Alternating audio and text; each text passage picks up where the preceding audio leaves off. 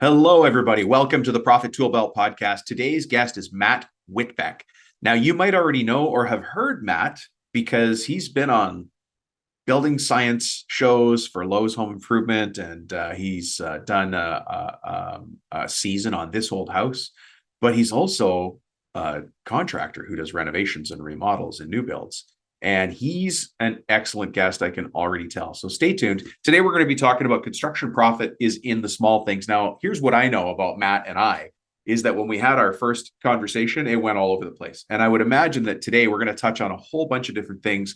And I think you should be excited about that. There's a lot of wisdom in what Matt talks about because he is Mr. Been there, done that. But he's not the guy who stopped learning. He's continuing to try and grow and evolve all the time, which I really appreciated. So anyways, let's see how the interview goes. Let's get to that now. We'll see you on the other side. Mr. Matt Whitbeck, how the heck are you? I'm good. How are you? I'm good. I enjoy seeing your sunny office because I can see sunshine streaming in there, but I'll tell you what's sticking out to me. Oh, yeah. Yeah, you must have gone into a school and you stole that old school pencil sharpener off the wall. Where did you find that thing? I don't know. I'm sure one of the office supply stores, but I have them all over the place. They're in all my job site trailers. They're hooked on the walls in the shop. I haven't seen one of those. I love them. I'm a very tactile person, so even though I use mechanical pencil when I'm drafting, Yeah. I like the feel of a nice number 2 pencil in my hand. It's just been sharpened to that point that breaks the first time it touches the pen. Yeah. Yeah. Oh, there's times that I'm doing shading work or something that I'll actually intentionally break the point off so I have a little bit of a barrel on it. Yeah. You know, you can do things with them that you just can't really do with them. Yeah. Decide to shade. Anyways, it's pretty cool to see there. Hey, listen, let's get into the episode. Matt Whitbeck, people are curious. Who the heck are you?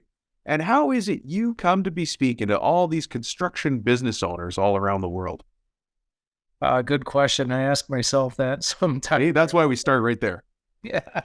It's, I don't know. Some days, I think like anything else when you're trying to grow as a person, and I'm a businessman, I'm a father, a husband, brother, uncle, all these amazing things that I have in my life. I get to be a coach. I do a lot of athletic coaching, but there's times when you're trying to grow that you really do ask yourself that question, like, what am I doing here? And what gives me authority? Like, why me instead of somebody else?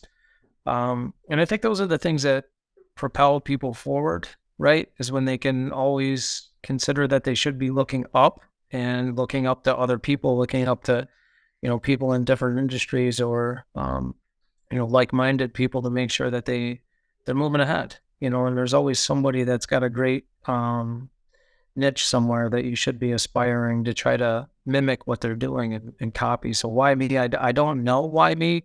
I guess somebody heard something I said at some point and thought other people should hear that. And next thing I know, I'm talking to crowds of people, and it's strange and it's awkward sometimes to consider how it got there. But for whatever reason, it works. And I love what I do. I love the industry. I love learning. I love continued ed. Well, you're a building science guy, right? Like that's your thing.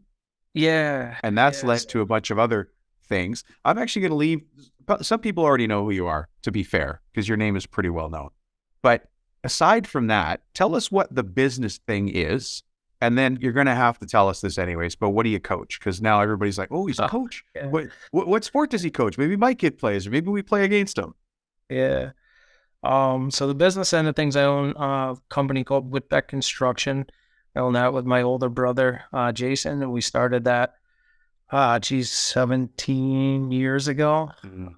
So we are a building and remodeling firm in upstate New York, where when I say upstate, a lot of people think like Westchester, which is just above New York City. We're a lot closer to Canada than we are New York City. So we're, at the foothills of the Adirondack Park. There are a lot of homes that park. So, climate is a bit different. When we look at the, transition or delta T that we have through seasonal movement. We have about a right around 120 degree delta T when you think about like negative 25 in the wintertime, Yeah. out wind chill, because we get wind chills that are below that, all the way up into the high 90s, low 100s. So we are building in a spot that which also makes kind of unique where we are in the climate zone, that we get Yeah. a lot of the Gulf jet streams, which brings a lot of humidity. Unlike, where you are on the West Coast or similar latitude lines, and you can find that elevation snowfall, ours tends to stay very damp. Our summers are very humid and damp, which, is a great atmosphere for mold. And we really thrive on envelope construction. Like, we do really well with it. That's what got me started in the building speaking industry, was how well we did with our envelope approach and considering thermodynamics and how it plays off of the house. So that's kind of the evolution of sort of how I just started speaking, was a lot of experience. Yeah. I'm invested in studying what my climate meant, how difficult it really was to work in this climate, how unforgiving it was, and then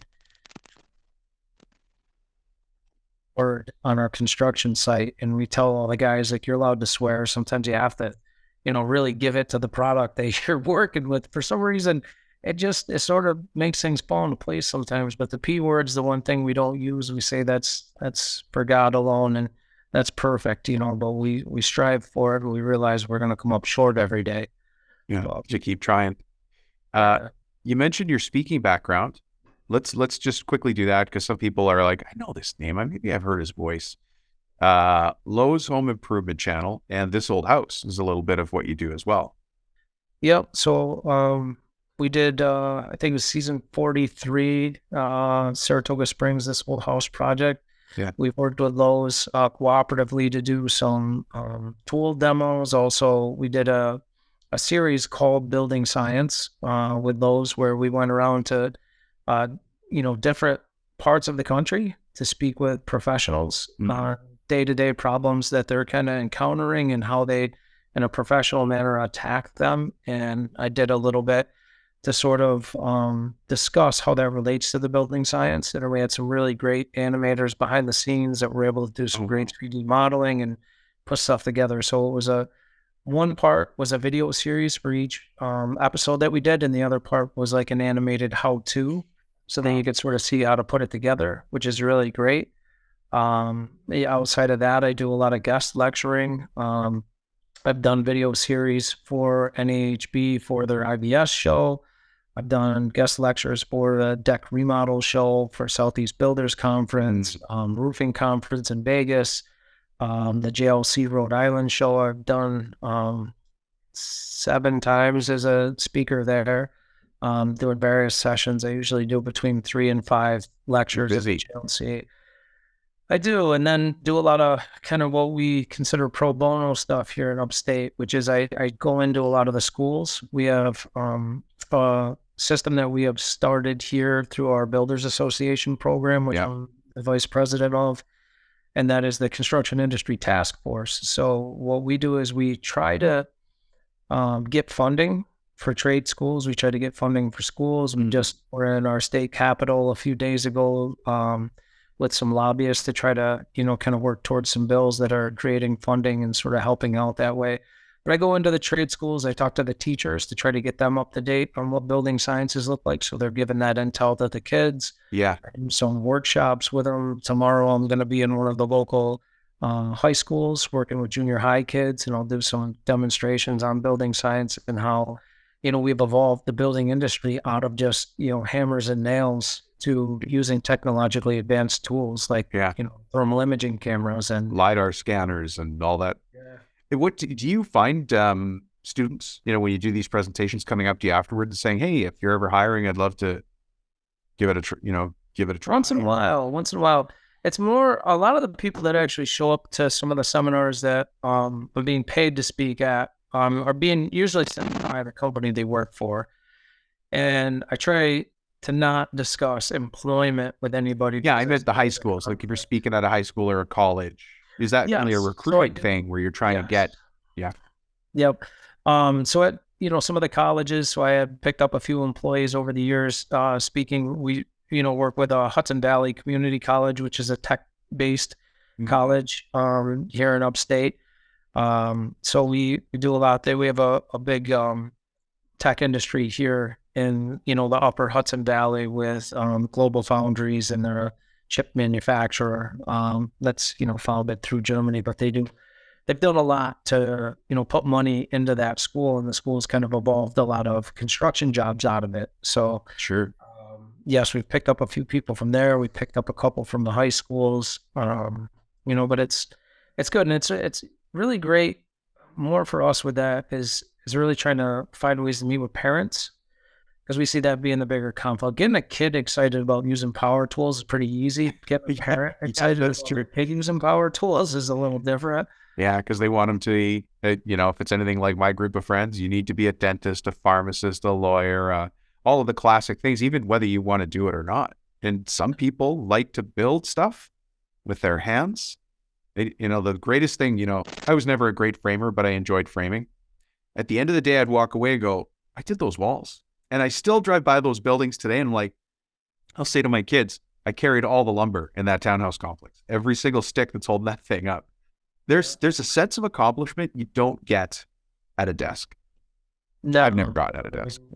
It's interesting. I mean, there's a lot of misconception too that we talk about. So with me talking to parents, I find it to be funny that I know so many people that sit at their office desk and they have back problems, they have neck problems, they're sitting down all day, Yeah. and I know some of the guys that I know in the construction industry, if they take care of themselves, but I think it's like anything else. If they take care of themselves and they eat decent and they exercise, they're in the best shape. One of the guys I was with the other day, 78 years old, and he's still out in the field working his remodeling company. Yeah. Some of that, he's one of the greatest mentors I've had. And every year that I see him still out there doing, I'm like, when are you going to retire so I can have some of the business you have?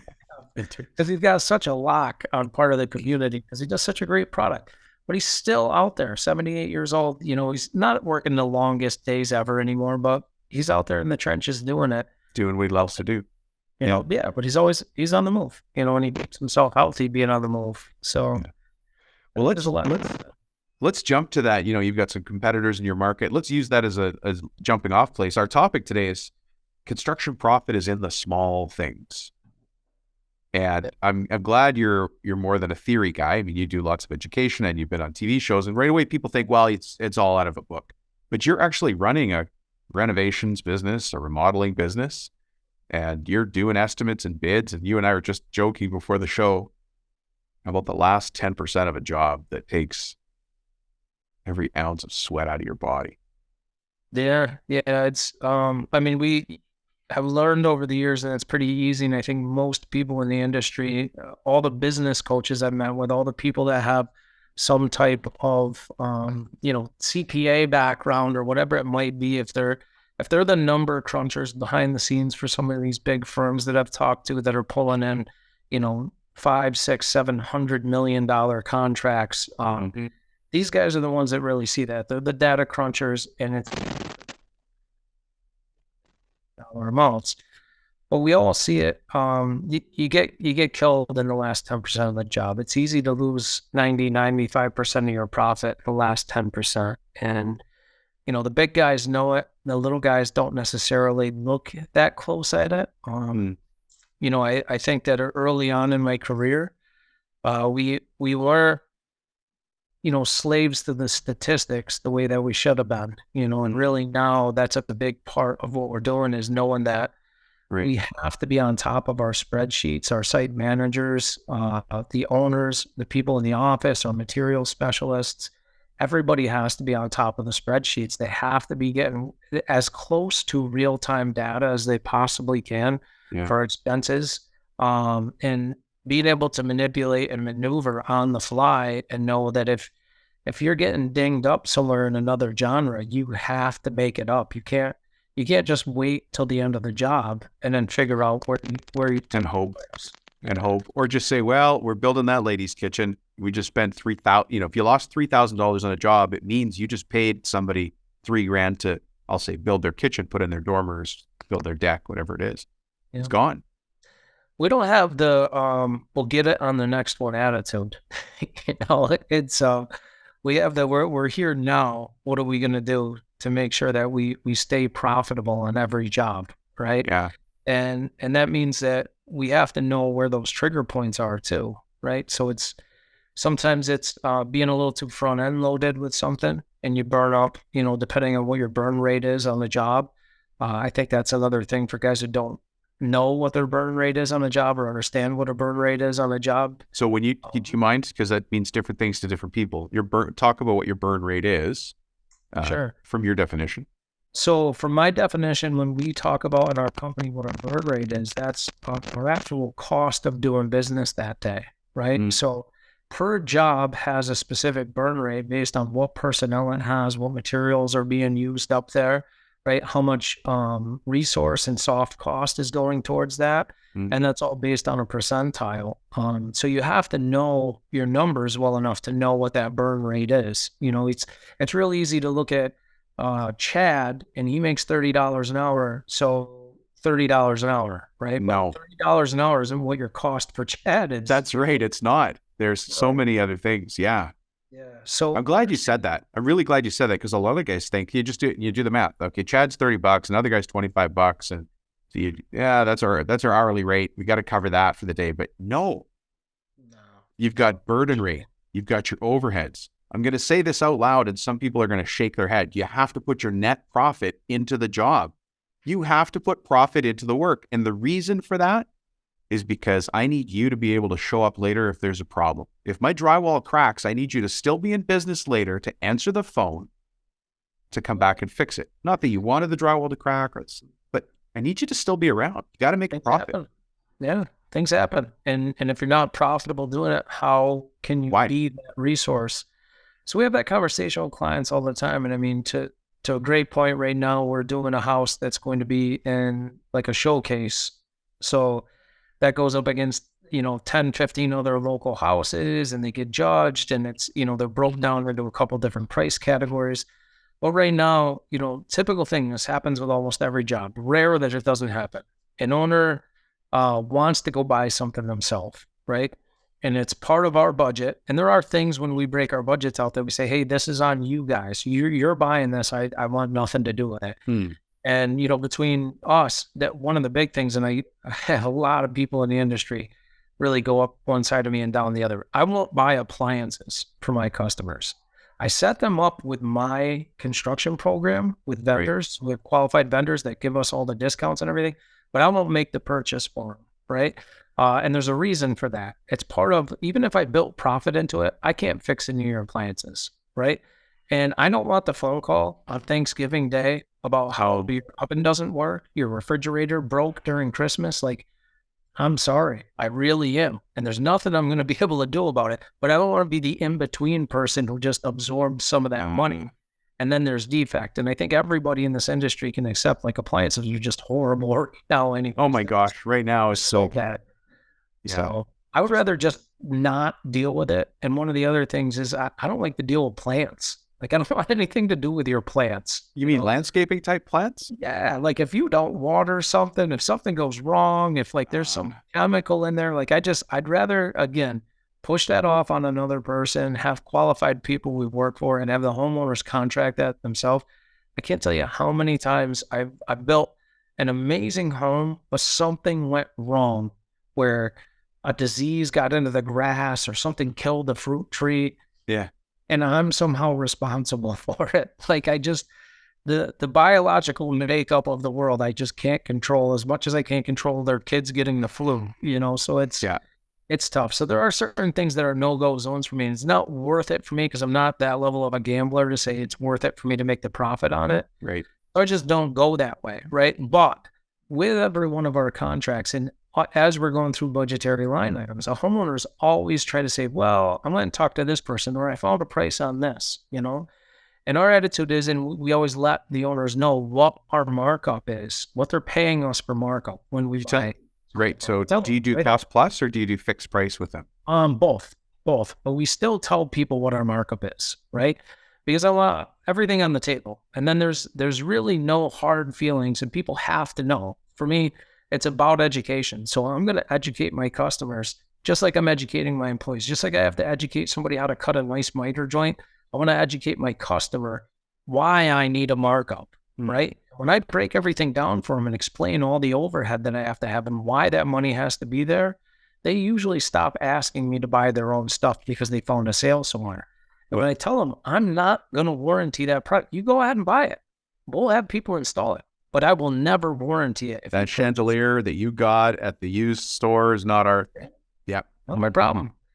Yeah. Or find something online that's like a cheap Chinese knockoff. I've seen people, you know, we had a horrible flood one time from an interior designer that we had all our spec sheets laid out, and it was all Kohler fixtures, and it was all stuff coming from a local vendor. Well, Kohler, I think it was maybe 5 or 6 years ago, had a fire at one of their plants, and one of the lines got shut down where they weren't producing one of the faucets, right? So we couldn't get our hands on this faucet. So she found this like online company that's probably operating out of a warehouse somewhere in Seattle that's just importing stuff from China and has a really nice looking website, but they were absolute garbage fixtures. Like we had the mixing valves inside of the wall blow apart. And they gave right out and just busted open. And that's behind the wall, the worst. Yeah, behind the wall, behind the cabinets, over the hardwood floors. Oh, yeah. Second floor of the house, of course. Over 8-inch wide American cherry floors that were, I mean, like not engineered floors, authentic cherry floors, you know. And I mean, what an absolute mess. But to find out that she went and made that purchase outside of our spec and then brought it to the site unknowing and gave it to the plumber, we didn't even know what the fixture was when it blew apart. So we're back to our vendor. We're trying to chase the thing down. Nobody can seem to find it. And then, you know, the rabbit hole got pretty deep there just to find out that, you know, to keep the job rolling and get a certain looking fixture in time going into the bathroom, she went and sourced this thing online, and to find out, you know, it's 2-time over recycled brass that this company's use, and it's just really cheap garbage stuff that just couldn't hold up to the water pressure because it didn't. Sprayers, you know, the pressure's built up, you know, silly high in the lines. So let me do this, because a lot of people listening agree with you. They've been in that situation, because you're really not listening to the show unless you've been at it a little while. Matt Whitbeck first day in business versus Matt Whitbeck today. Oh man, I would have to slap myself around. Well, and where I was going to go was the ability to have the tough conversation, say, look, we don't have your faucets, as an example. So the whole project's on hold for 2 months. Yeah. When these people are walking through a house that's not finished, can't use their kitchen, it's Christmas, it's Thanksgiving, it's their son or daughter's party for whatever. And you're going, yeah, that's a tough conversation to have. How do you navigate that? Sure. Well, in this house, it could have been easy. I like how your face didn't change at all during that. I don't want to play poker with you. But what I think in that case, you know, in the hindsight's always real easy, right? In that case, it would have been easy. This was a upstairs bathroom. It was not a part of the house because this was a retired gentleman that we were building the house for. So his bedroom was on the first floor. It had a beautiful, master bathroom suite in it. He had another bathroom on the first floor. So he would have been down one bathroom with the guest bedrooms. And, you know, some of it came down to templating issues and when we could put drywall on, and because these faucets came through a piece of stone, how all of that could be done and set up, templated for. And, you know, sometimes with designers, they really, I've noticed with some designers, they like to play builder, but at no cost to them. So they like to come on to the site and, you know. Every single person that's talked about a designer says the same thing. They're playing with other people's money. And to the designers listening, it's been consistent. Yeah. So I'm, you know, sorry not to offend you. And I do have an amazing designer that works at our firm and I love her. I think she's great, but it's, you know, they get really wrapped up sometimes in the visual aspect of the design. And there's a lot that goes into it. Just like we're talking about understanding what your burn rate is. You know, if you as a construction company owner don't know what your burn rate is, don't expect somebody else to know what it is. Don't expect them to understand the impact of costing you a day of business, right? Because they're not. No, I have this thing called a go back calculator, which just helps a business owner figure out the cost of one single hour. Like, you know, because somebody says, can you just come by for an hour? And of course, you're going to service the customer, but what does it actually cost you for a go back? And there's a gentleman that's part of our team here, Rick Patak. He's an expert in, he's a foreman's foreman. You ever meet those guys that are the foreman's foreman? He's a foreman, right? Very good at it. But he's also a lean manufacturing expert. And then I'm not going to get into the lean side because people are bipolar on that one. But he's like, look, how come we have all the time to do it right the second time, but not the time to do it right the first? Yeah. There's a cost. There's a cost to putting one guy in one truck for 1 hour because it ain't an hour. Yeah. And it's not $30, as you said. No. And that truck doesn't run on hopes and dreams and unicorns. And it doesn't work that way, so, and that's where your profit needs to come in. That's why people need to understand that if you don't make money, you're not there and available to them when something goes wrong, and something is going to go wrong. We're building houses. I tell the owners all the time, I say, listen, we're, in a factory situation on an assembly line. These guys are making mistakes with some of the best engineers. I think the automotive industry has some of the best engineers in the world, right? These guys are really great, cutting edge stuff. They're keeping our families safe every day. They're making more fuel efficient, better horsepower. It's great what they're doing, but there's still failures all the time where we want to have constant recalls with cars, right? So, and this is something that's been produced and overproduced and is, done identically over and over and over again, right? We're building you this one house in this one location. Even if I have that model house and it's going into different spots in my development, right? Let's accept that the sun's beating on a different wall at a different place, right? Let's accept that the water table's a little different 2 streets up than it is 2 streets over, right? Let's accept that the south-facing one where, the curb appeal to it is taking raw sun on the face of the house is different than the one that's getting southern exposure on the back of the house. And they all operate a little bit differently because, one's got a pine tree near it, one's got an oak tree near it. The acidity levels of the needles versus the foliage of the leaf. These things are very different, right? And they're going to react different. And then it's the living occupant in the house because you just built habitat for a person who's going to use that. And people live very differently.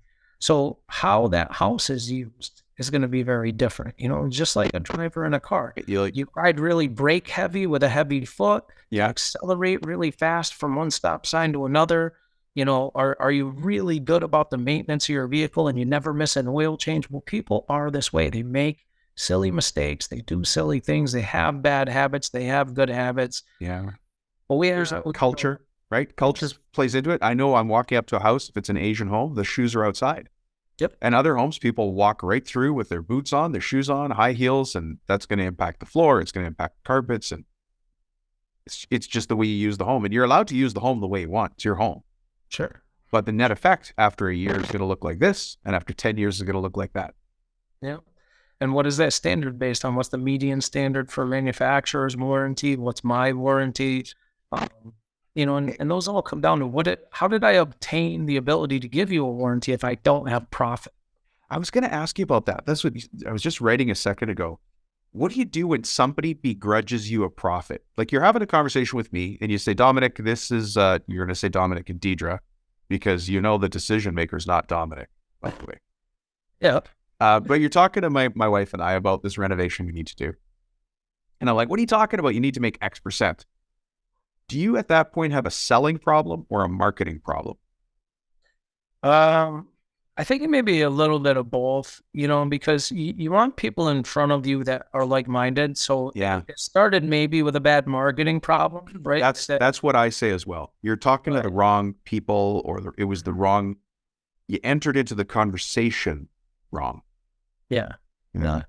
So some meeting with clients for me is a lot of speed dating mentality, right? So I'm trying to get the most out of them I possibly can in the shortest period of time. And information. I mean information.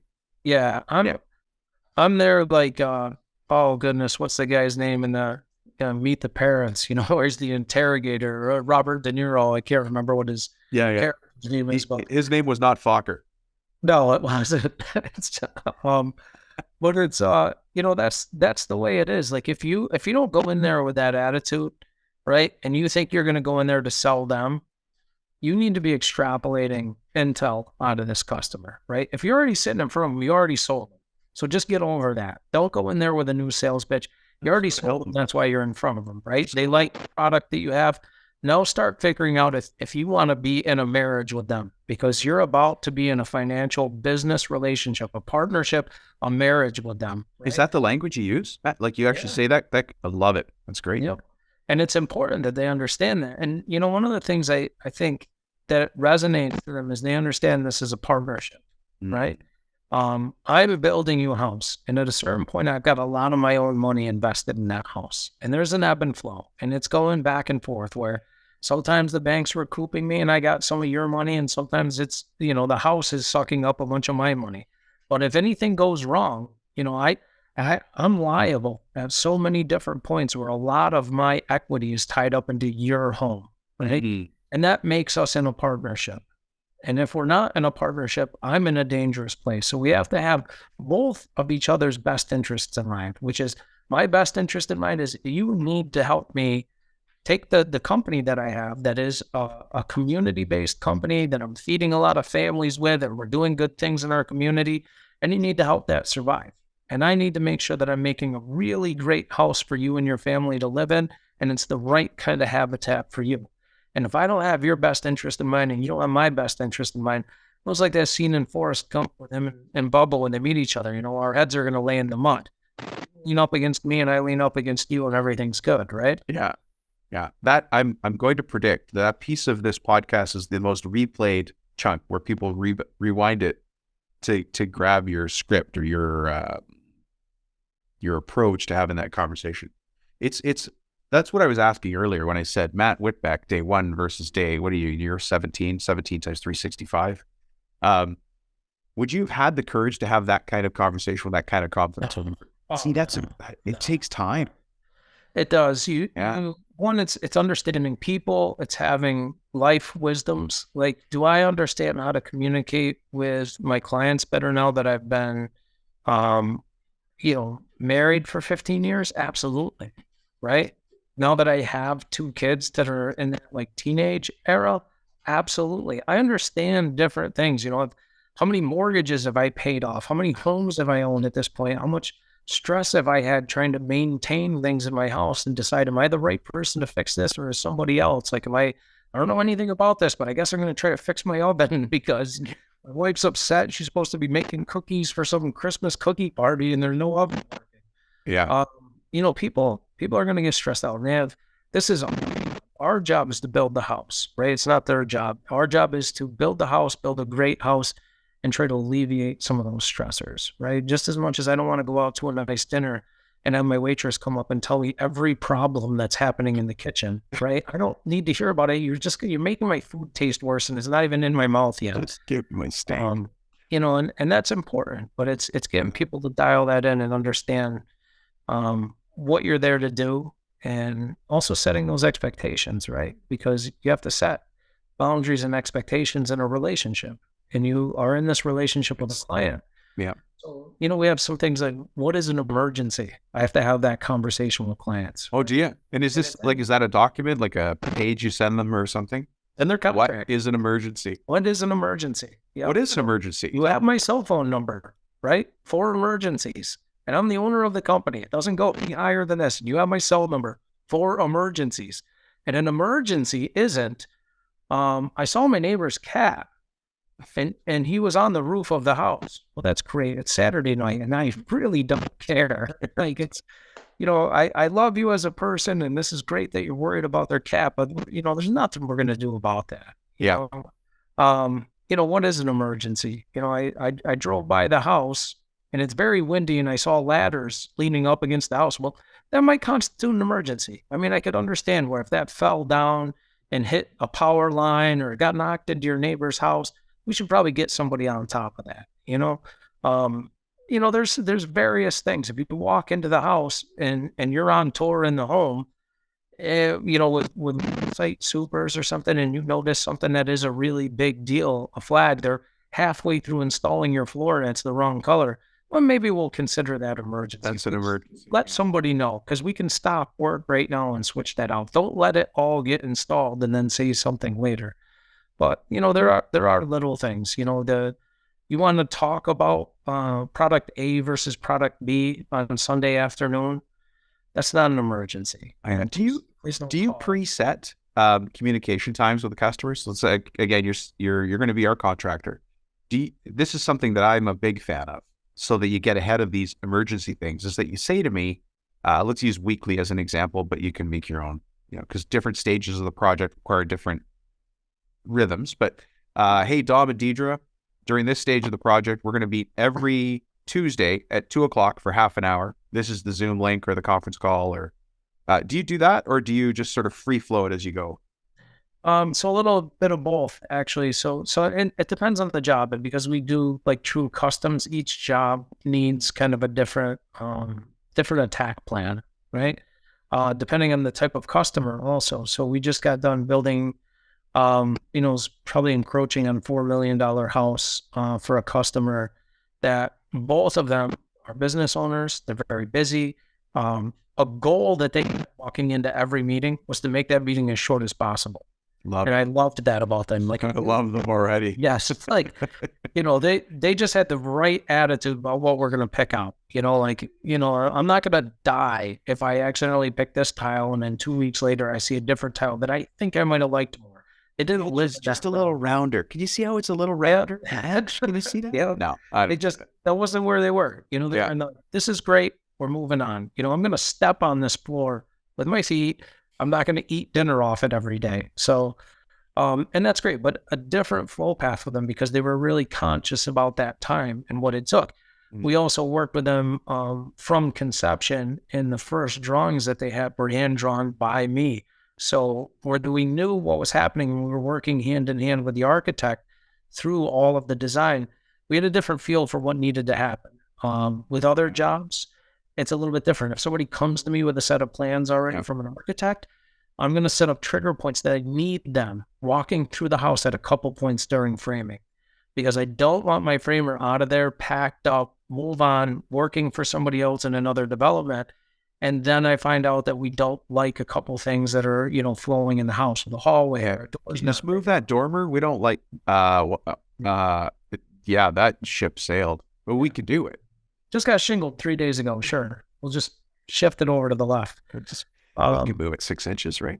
Right. So let me redirect this for a second, and then we'll start to move towards the close. But some people listening are like, I want that customer who's two business owners who get the big picture, who want to have short meetings, who treat this like a company, who are happy to pay you a fair amount for the build. How much effort do you put into marketing, and how do you know you're going after the right customer? So this is probably going to blow your mind. We put almost no money into marketing. Yeah, it does blow my mind. We're going to edit that part right out. No, I'm not selling marketing, but you still are finding the right customers. So how much effort do you put into finding the right customers? So that's a little bit different. I mean, one, I don't leave the town I'm in really. So that is one thing for me, because of the town that I'm in, and I can definitely see where people need to put marketing dollars out, right?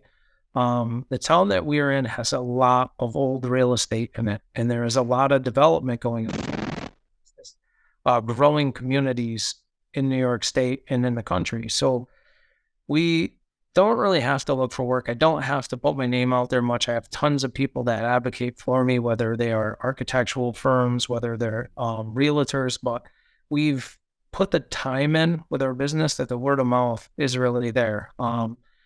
And maybe I should watch what I say about that, because I put my marketing dollars to work in a different way, right? I couldn't put them to work.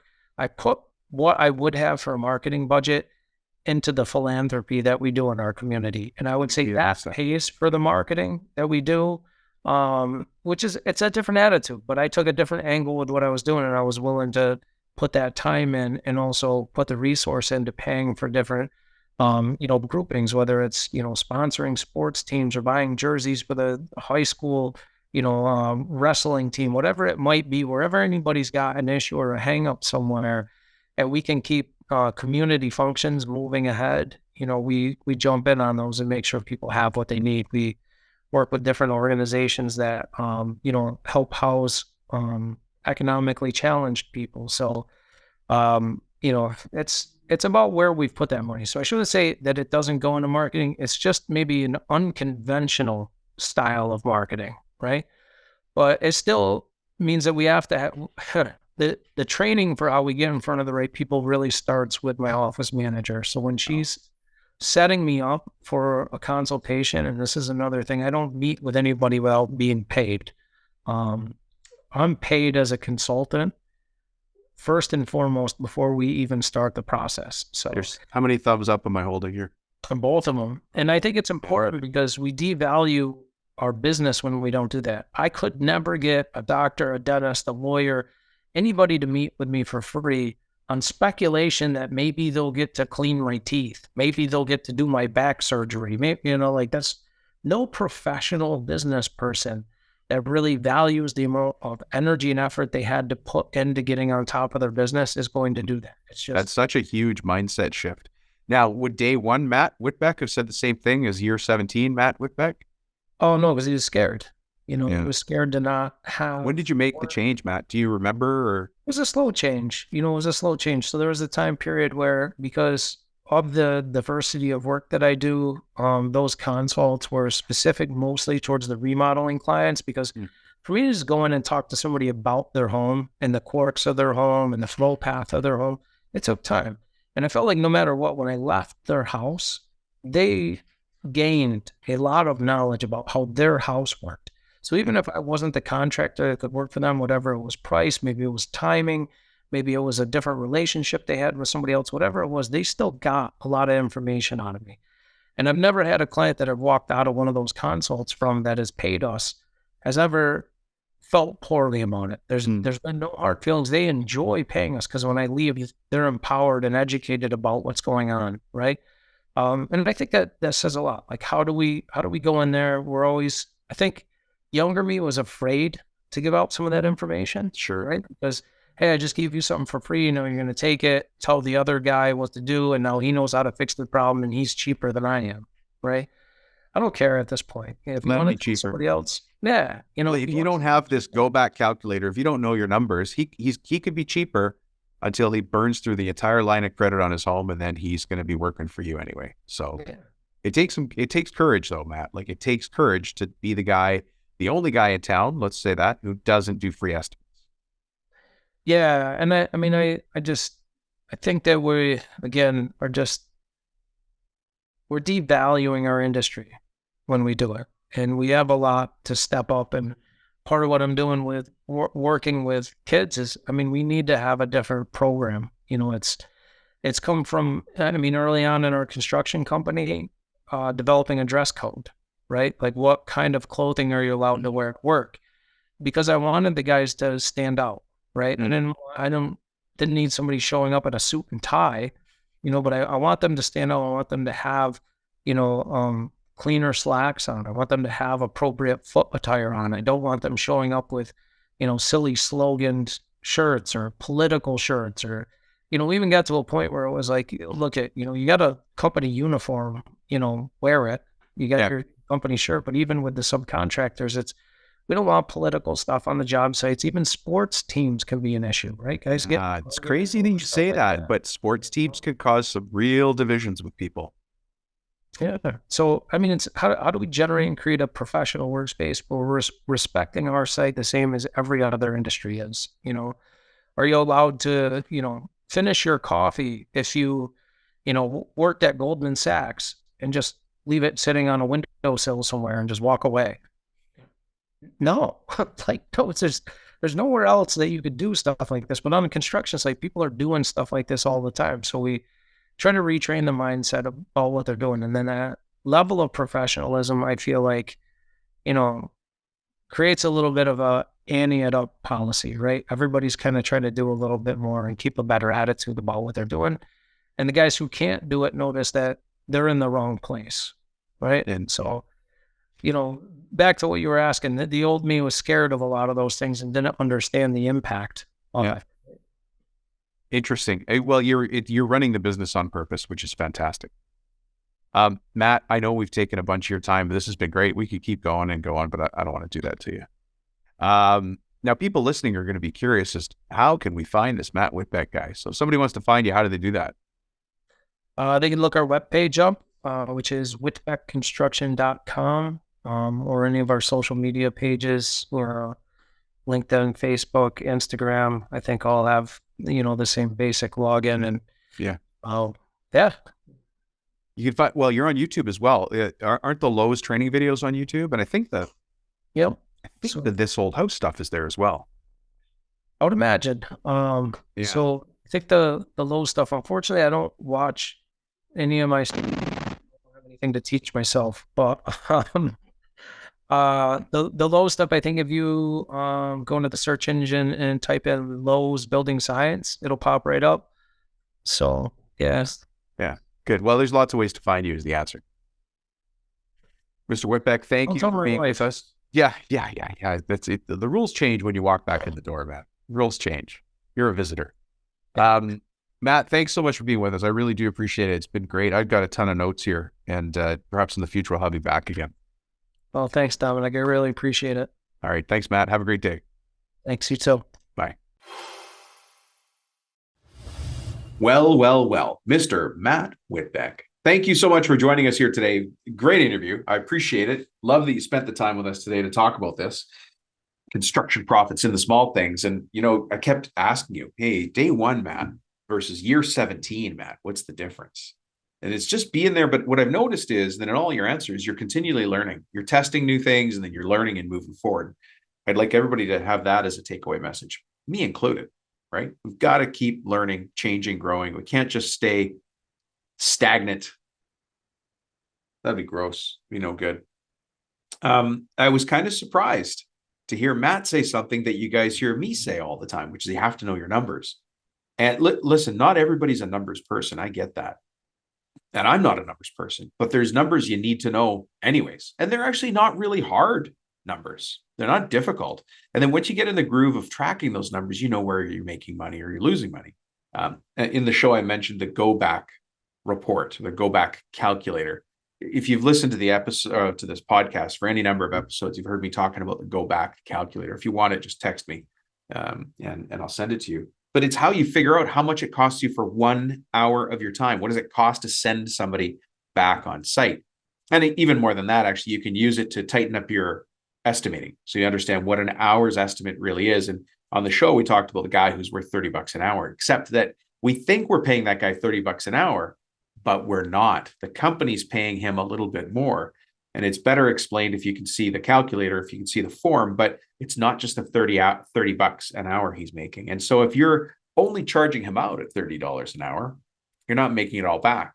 Now, some of you are going, well, that's okay. I take my $30 an hour guy and I double it, I triple it, I quadruple it.